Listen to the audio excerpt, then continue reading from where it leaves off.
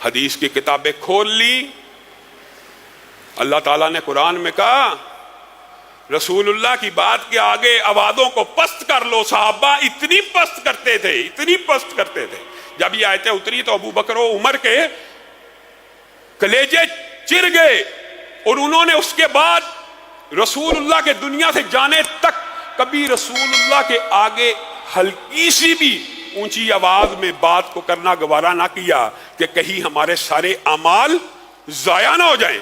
رسول اللہ سے اونچی آواز کرنے سے اگر اعمال ضائع ہو جاتے ہیں تو رسول اللہ کی ساری احادیث پڑھ لینے کے بعد سمجھ آ گئی عمل رسول اللہ کا ہے، عمل رسول اللہ کا سمجھ آ جائے، شرح صدر بھی ہو گیا حدیث صحیح ہے، پھر آوازوں کو بلند کر دیا جائے کہ میں نہیں مانتا، میرے امام نے نہیں مانا، میں نہیں مانتا، میرا مولوی نہیں مانتا، میں نہیں مانتا، میرا فقیہ نہیں مانتا، میں نہیں مانتا، میرا مجتہد نہیں مانتا. یہ آواز کو بلند کرنا آپ نہیں سمجھتے. یہ رسول اللہ کی حدیث کی، اور رسول اللہ صلی اللہ علیہ وسلم کی حدیث کو ضمنی طور پہ بات آئی ہے تو بات سمجھ، ہم نے کیا سمجھا؟ صحابہ نے سمجھا. آپ نے رسول اللہ کے فرامین کو کچھ نہیں سمجھا، میں نے بھی کچھ نہیں سمجھا. ایک سنت کو چھوڑ دینے سے 40 سال کا فتویٰ صحابی رسول کو ہے، ایک سنت کو چھوڑ دینے سے. قربانی گزری ہے، لوگوں نے مسائل کا انبار لگا دیا، اور اچھی بات ہے، پوچھنا چاہیے، طنز نہیں ہے. کان کٹا ہوا ہے، آدھا کٹا ہوا ہے، سینگ اتنا کٹا ہوا ہے، یہ ہو گیا، کھور میں یہ پرابلم ہے. قربانی بے عیب ہونی چاہیے، ہونی چاہیے. عیب دار قربانی تو قبول نہیں ہے، لیکن عیب دار نمازیں، عیب دار عبادتیں، عیب دار روزے، عیب دار حج جو سارے ہی غیر مسنون ہیں وہ قابل قبول ہیں. عجیب فلسفہ ہے. قربانی عیب دار نہیں ہونی چاہیے، باقی ہر چیز عیب دار ہو جائے. قربانی عیب دار نہ ہو، رزق تیرا چاہے سارا حرام کا ہو، قربانی میں عیب نہ ہو، رزق میں سارے کا سارا عیب ہو. اپنی اصلاح کیجیے اعمال کی. وہ عمل جس کے اوپر مہر نبوت موجود نہیں ہے، چاہے تو حاجی، نمازی، ولی اللہ، جتنا مرضی بڑا بن جا. اپنے آپ کو بھی کہہ رہا ہوں، چاہے بندہ لوگ علامہ کہیں، اگر عمل وہ کیا نیکی کی نیت سے جس کے اوپر مہر نبوت نہیں ہے، اللہ کی قسم قبول ہونا تو دور کی بات ہے، باعث گناہ ہے، باعث گناہ ہے. لوگ کہتے ہیں حرج کیا، ہم کہتے ہیں باعث گناہ ہے. حرج کیا ہے؟ باعث گناہ ہے. 2 سجدوں کی جگہ 3 سجدے کرو، نماز تو قبول نہیں ہونی، تو حرج نہیں ہے کہ اس تیسرے سجدے کا گناہ بھی ملے گا غیر مسنون ہونے کی وجہ سے. عقل کو ہاتھ مارو. رسول اللہ صلی اللہ علیہ وسلم کے صحابہ ابو بردہ اللہ کے رسول کی خدمت میں پیش ہو گئے. کہا اے اللہ کے رسول، آج عید کا دن تھا، صبح صبح میں نے محلے میں دیکھا غریب غربا بہت زیادہ ہیں. فجر کی نماز پڑھی، اپنی بکری کو لایا، اس کے گلے کے اوپر چھری کو چلا دیا. سب سے پہلے ابو بردہ کی بکری غریب لوگوں کے گھروں میں جائے، ان کے منہ میں پہلا نوالا ابو بردہ کی بکری کا ہو. ابو بردہ کو اجر و ثواب بھی ملے، اور یہ نیت بھی نیک ہے اور عمل بھی صالح ہے کہ لوگوں کو کھانا کھلایا جا رہا ہے. ہر چیز شرائط بظاہر پوری نظر آ رہی ہیں. رسول اللہ صلی اللہ علیہ وسلم نے کہا ابو بردہ، تو نے بکری قربانی کے نیت سے اگر کی ہے تو سن لے، یہ بکری قربانی کی نیت سے لگی نہیں ہے، یہ تیری طرف سے مسلمانوں کے اوپر صدقہ تو ہو سکتا ہے، قربانی نہیں ہو سکتی. ہے اللہ کے رسول وجہ؟ ساری نیتیں درست ہیں. نیت نیک ہے، نیت نیک ہے تو جو مرضی کرتے جاؤ، جو مرضی کرتے جاؤ. نیکی کا عمل کل کر لو، 30 40 چہلم جو مرضی کر لو. ابو بردہ، ہماری سنت یہ ہے کہ قربانی نماز عید کے بعد کی جائے. بتائیے نماز عید پڑھنے میں کتنا وقت لگتا ہے؟ آج کل کے دور میں تو 5 منٹ میں 10 منٹ میں 2 رکعتیں ہو جاتی ہیں. ہماری سنت یہ ہے اگر آپ قربانی کرنا چاہتے ہیں، قربانی کا اجر و ثواب لینا چاہتے ہیں تو 2 رکعتیں ہمارے ساتھ پڑھیے اور اس کے بعد دوبارہ قربانی کر لیجئے۔ وہ جو آپ نے بکری کی ہے وہ قربانی کی بکری تو نہیں ہو سکتی، صدقے کی بکری ہو سکتی ہے، یہ مانا جا سکتا ہے۔ آپ نے اللہ کی راہ میں صدقہ کیا لیکن وہ قربانی نہیں۔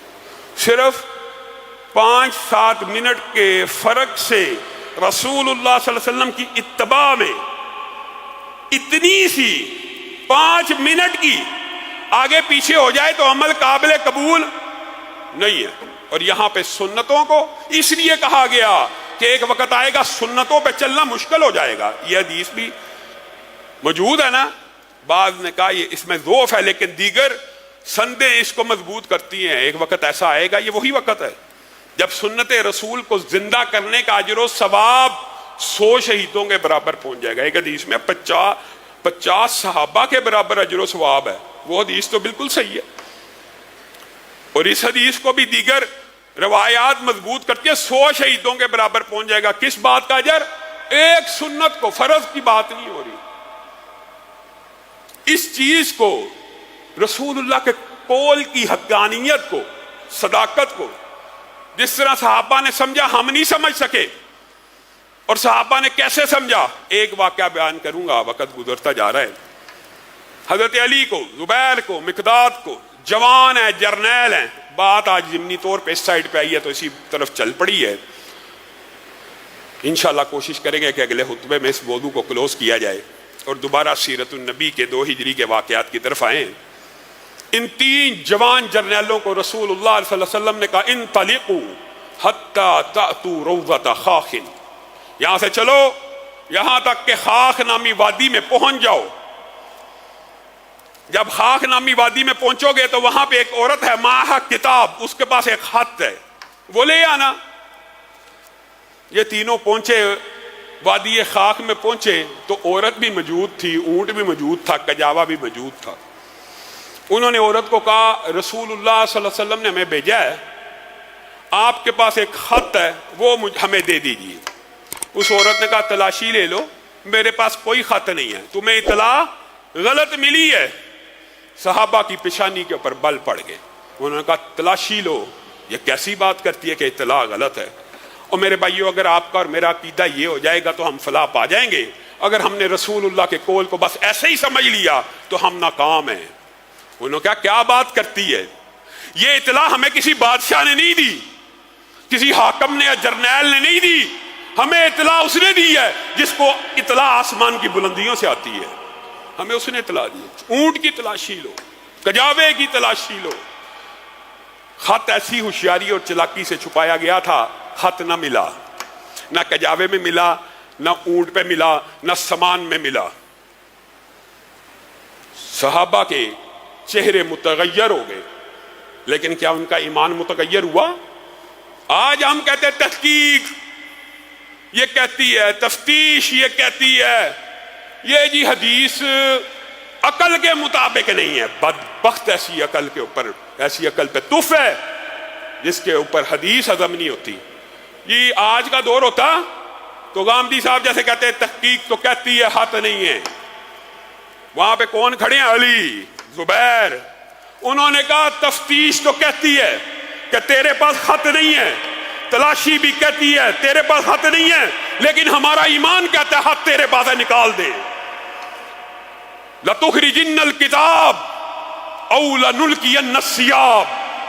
اے عورت سمجھ لے ہمیں اطلاع اس نے دی ہے جس کو عرش کی بلندیوں سے اطلاع آتی ہے۔ دنیا غلط ہو سکتی ہے، اس کی اطلاع غلط نہیں ہو سکتی۔ ہاتھ نکال دے ورنہ تیرے کپڑوں کو اتار دیا جائے گا، تیری جامہ تلاشی لی جائے گی، تجھے برہنہ کر کے ہم تیری تلاشی لیں گے، ہمیں پتہ ہاتھ تیرے پاس ہے۔ عورت گھبرا گئی، اور عورت نے خط ایسی جگہ چھپایا تھا کہ اگر کپڑے بھی اتار لیے جاتے تو نہ ملتا، لیکن عورت کو سمجھ آ گئی کہ ان کا ایمان اور یقین ہے کہ خط میرے پاس ہے، تو اس نے اپنے سر کی چٹیا کے اندر ایک پرچی چھپائی ہوئی تھی، وہاں سے وہ پرچی نکال کے ان کو دے دی۔ اب میرا اور آپ کا ایمان کیا ہے؟ حدیث رسول 20 دفعہ بھی سن لیں، 30 دفعہ بھی پڑھ لیں، یقین نہیں ہے۔ اللہ رب العزت ہمیں سنت رسول کے اوپر چلنے کی توفیق عنایت فرمائے۔